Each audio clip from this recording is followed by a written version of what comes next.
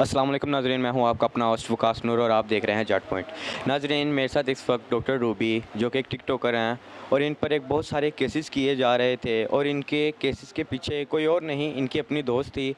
और इन सबसे पहले इनको मुबारकबाद पेश करेंगे कि ये उन केसेस में बाइज़्ज़त बरी हुई हैं।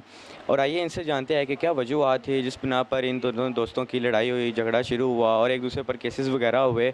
आइए इनसे बात करते हैं। अस्सलाम वालेकुम। वालेकुम अस्सलाम।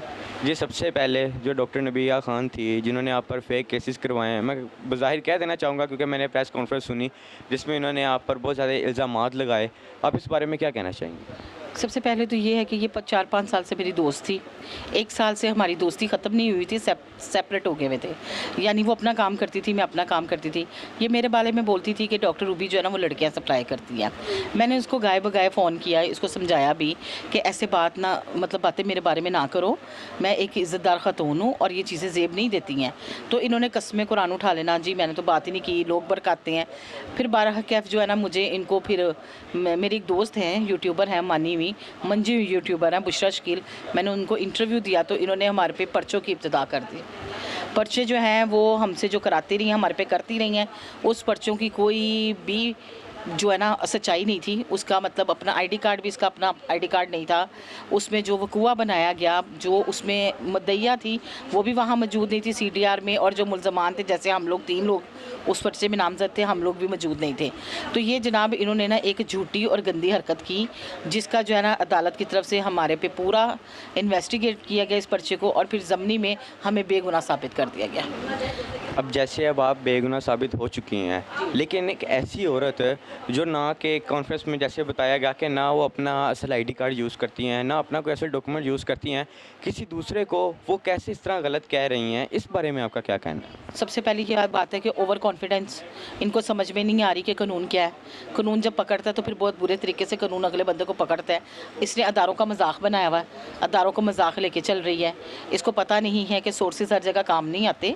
कानून अपनी पूरी कानूनी कार्रवाई करता है, कागजात डॉक्यूमेंटेशन पूरी होती है। इसने जो करना था वो कर दिया। आगे हम जो इसके ऊपर जो अदालत की तरफ से हमें पेपर मिले हैं, हम पूरी कार्रवाई कर रहे हैं उसके ऊपर। अब जैसे कि आप लोग तो इस बाइज़्ज़त बरी हो चुके हैं और जो कानूनी कार्रवाई होती है उसमें जब एक मुलजिम जो मुद्दई हो वो झूठा साबित हो जाए तो उस पर क्रॉस वर्जन में पर्चा हो जाता है और आप लोगों ने करवा भी दिए हैं।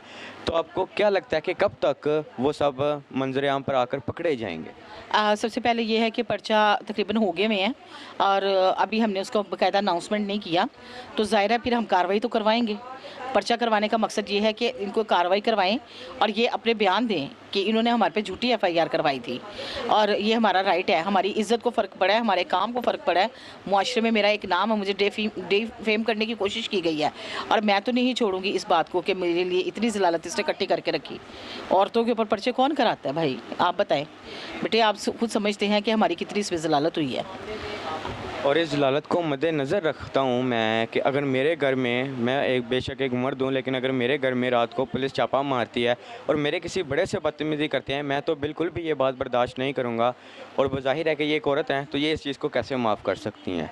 और जब आपने प्रेस कॉन्फ्रेंस में बताया कि इनके लिए स्टेटमेंट अगर ये दे सकते हैं कि अगर ये ऐसा कर दें, अपनी डिग्री शो कर दें, ये कर दें या वो कर दें, उसके बारे में आपका क्या ख्याल है? बिल्कुल डिग्री शो करनी चाहिए, लोगों से नाजायज़ पैसे लेना बंद करें, क्योंकि ये डॉक्टर तो है नहीं किसी को गलत मेडिसिन दे दे, गलत ट्रीटमेंट कर दे, पता नहीं कितनी जानें ले चुकी है।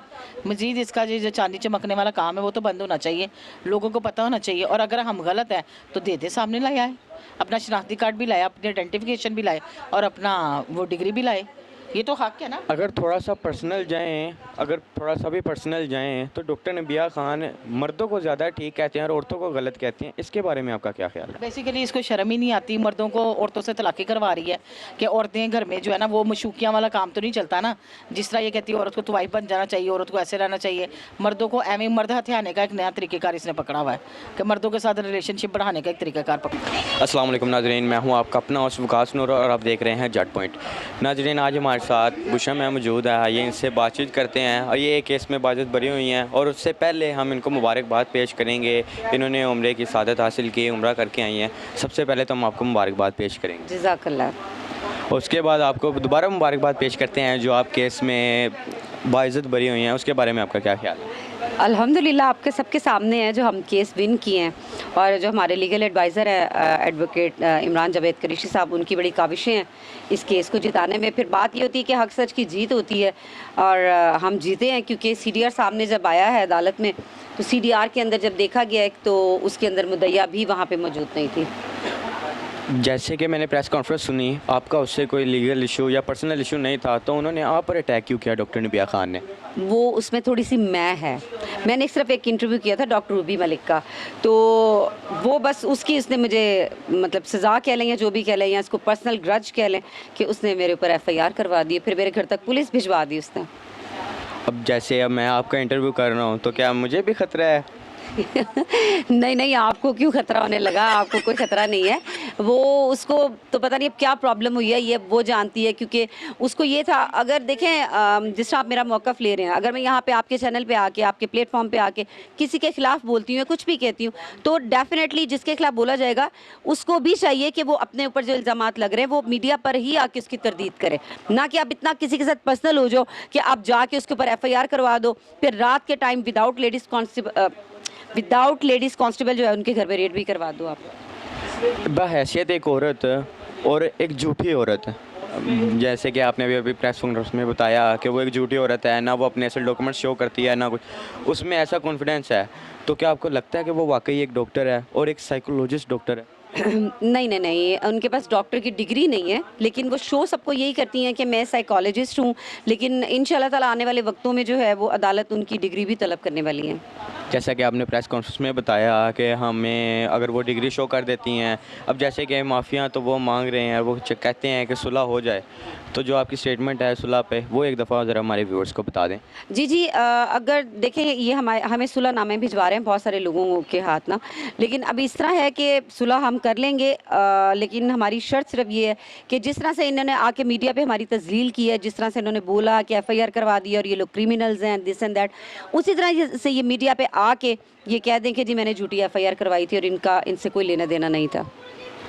अगर वो ऐसा काम कर देती हैं और वीडियो आपको स्टेटमेंट दे देती हैं, तो जो आपने केस करवाए हैं और हर जाने का भी केस बनवाया है, तो क्या वो वापस ले लेंगे? जी, फिर ज़ाहिर बात है, देखें माफ़ तो अल्लाह ताला की ज़ात भी कर देती है ना, तो फिर हम इनको माफ़ कर देंगे।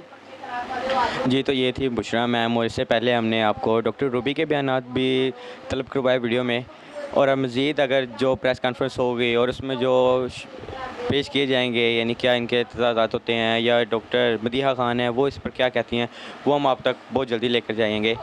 अपने मेज़बान को दीजिए इजाज़त। अल्लाह निगहबान।